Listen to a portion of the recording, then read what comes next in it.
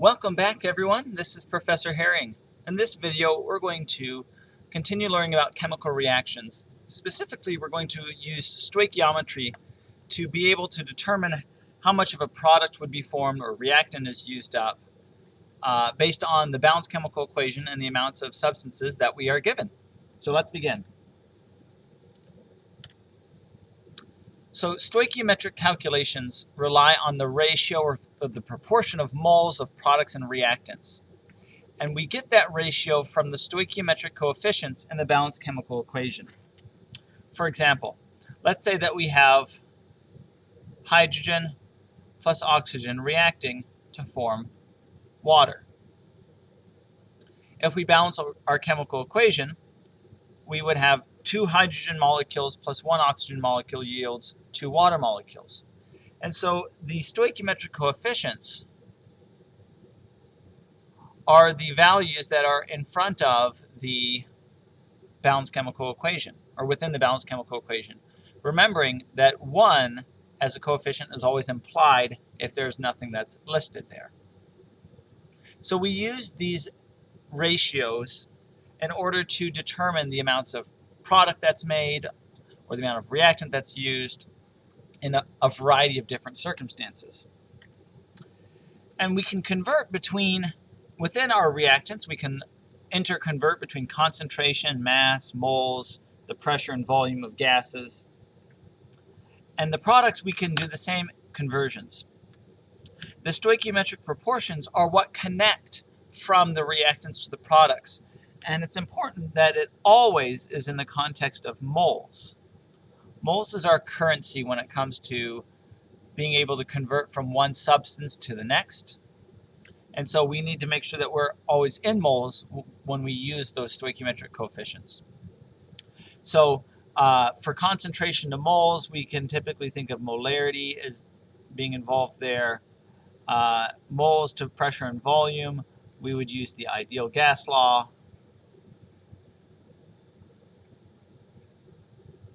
Mass to pressure, volume, you're gonna possibly use the density of the gas, whereas mass to concentration, also density, but that of the liquid. And you need to be familiar with the connections between these quantities. One that we haven't listed here is between moles and mass. That would be our molar mass.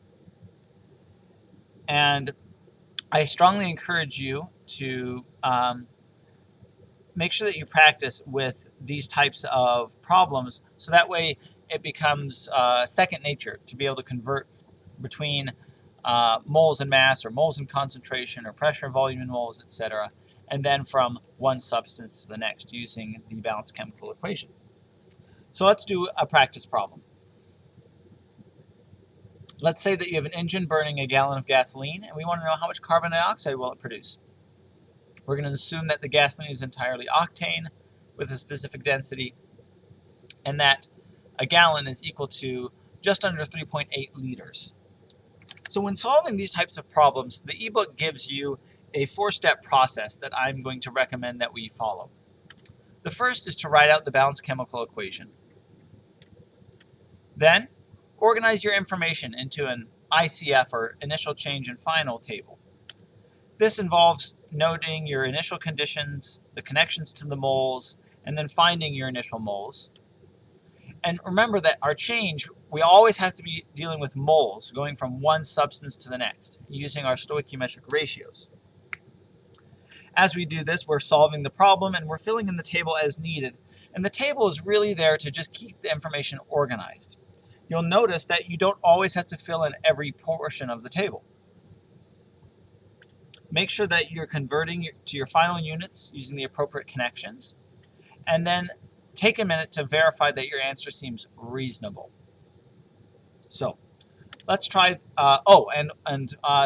there's 3 questions that I recommend that you ask and answer as you're solving these types of problems, and they're going to help to get yourself organized. If you really don't know where to start, then these are some things you can ask yourself to help you get started, and to also be able to identify, is there any extra information that you don't need to use, or what information are you not given that you might need to use. First question is, what are you trying to find? In this problem, that's going to be number of kilograms of carbon dioxide produced. What are we given? Well, we're given a gallon of gasoline, and we're given density, we're given a conversion between gallons and milliliters. What do I need to solve? Well, we're going to need a balanced chemical equation, that's for sure. And then we might need some connections to moles. So in the case of the gasoline, it looks like we've got a gallon. We're going to be able to find the volume. From the volume, we can find the mass. So we're going to probably need the molar mass of the octane, and then the molar mass as well of the carbon dioxide, since we're looking for the mass in grams. And so asking and answering these 3 questions is helpful to organize the information. So let's start with the balanced chemical equation. You might see a problem like this, where you are not even given anything to start with. And using your knowledge of what a combustion type reaction is like, you would need to figure it out. So you would start by having your reactant, which is the octane, reacting with oxygen. And we know for every combustion reaction, if it's just a hydrocarbon, that we produce carbon dioxide and water. First thing that we can do here is to balance the carbon. We have 8 carbons on the left and 1 on the right, so we need to multiply by a factor of 8. We can then balance our hydrogen. We have 18 hydrogens on the left and 2 on the right, so we need a factor of 9. And then finally, we should balance our oxygen. And the oxygen, we have a total of 16 plus 9, 25 oxygens on the right and 2 on the left, and so we're going to multiply by a factor of 25 halves. But since we want to use whole numbers, we would multiply everything by 2. So that's our balanced chemical equation. Now, what we want to do is build up our table. So we're going to start with our given information. And what we're given is that we have 1 gallon of gasoline. We need the connections. And so to connect a gallon, and we're going to connect it so we can end up with, get the initial moles, the change in moles, the final moles, and then the final value. So before we start writing down everything that we have, let's think about what we might need. As we said earlier, we're talking about converting between octane and CO2, and so we can actually ignore the oxygen and the water. There's no initial information here on carbon dioxide, but we know that its molar mass is 44 grams per mole. It's not going to start with any initial moles. And since we're reacting completely, we know we need to end up with no final moles of the octane. So what's going to connect a gallon of octane to moles? Well, we have the density, and we have gallon is equal to 3,790 milliliters. We're also going to need the molar mass of octane, which is 114 grams per mole. So let's now do some calculations. Gallon of octane, we can convert to milliliters. And then using the density, which is 0.692 grams of octane per 1 milliliter, we see that we have a total of 2,623 grams of octane. Then, using the molar mass of octane, we get that this is equal to 23.0 moles. So that's our initial moles. Our change in moles is going to be 23 for for the octane. And for carbon dioxide, we need to do a conversion. We have 23 moles of octane. And the balanced chemical equation says that we get 16 carbon dioxide for every 2 octane molecules. And that's going to get us then 184.1, or rather, I guess let's just say 184 with sig figs, 184 moles of CO2.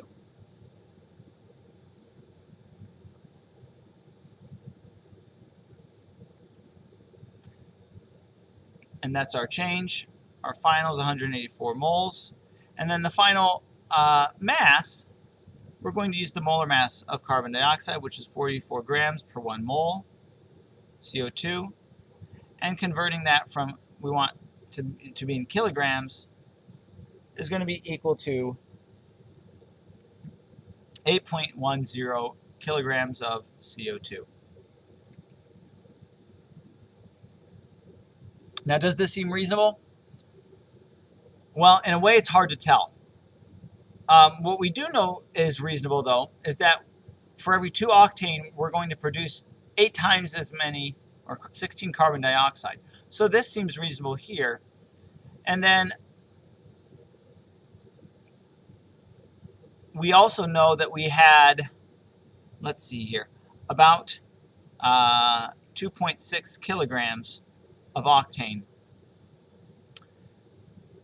A factor of 8 times as many moles, but each molecule doesn't weigh as much. So this seems about right.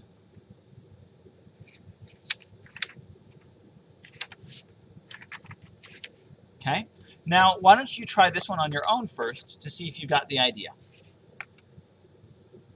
All right, welcome back. So we have sodium azide decomposing to produce nitrogen gas. It's released and it produces 60 liters of nitrogen gas with a pressure of 0.98 atmospheres and a temperature at 26 degrees. And we want to know how many grams of sodium azide was needed to begin with. So my recommendation here is going to be to get a table. And we have our given information,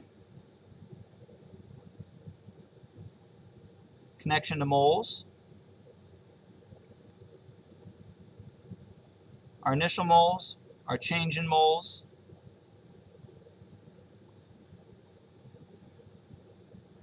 our final moles, and then our final values. We're given 60 liters of nitrogen, 0.980 atmospheres, and 26 degrees Celsius. So, given that this is a gas, we're going to be able to use the ideal gas law to find the moles. We're trying to find the final mass of sodium azide. And sodium is really just irrelevant to this particular question. So, how do we find now the moles of the nitrogen gas? Let's use the ideal gas law. If we rearrange it, solve for moles, and we can plug in our values, make sure that you're converting to Kelvin, we see that we have 2.3953 moles of nitrogen. Now, using the balanced chemical equation,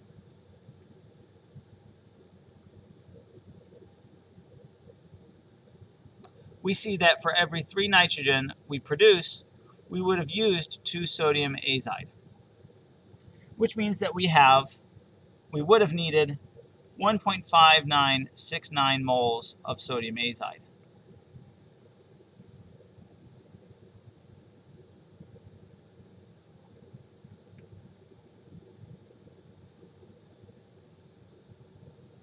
And so to calculate then the mass of the sodium azide, that's going to be moles times the molar mass. and that's equal to 1.5969 moles times 65.0 grams per mole of sodium azide. And that gets us 104 grams of sodium azide.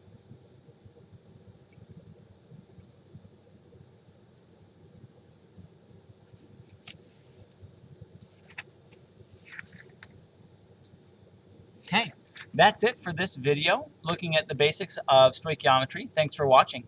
If you have any questions, then be sure to ask on Piazza in office hours or recitation. See you later.